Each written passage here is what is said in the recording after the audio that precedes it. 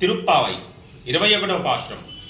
ஏத்தக்களங்கள் எதிர்பொங்க மீதளிப்ப மாற்றாதே பால் சொரியும் வள்ளல் பெரும்பசுக்கள் ஆட்டப்படைத்தான் மகனே அருவுராய் ஊத்தமுடையாய் வெறியாய் உலகனில் தோற்றுமாய் நின்று சுழலாய் மாத்தாருனக்கு வலி தொலைந்து உன்வாசற்கண் ஆத்தாது உண்டன் பணியுமா போலே போற்றுயாம் வந்தோம் புகுளிந்தேலோர் எம்பாவாய். ఆండాల్ తిరువడిగలే శరణం.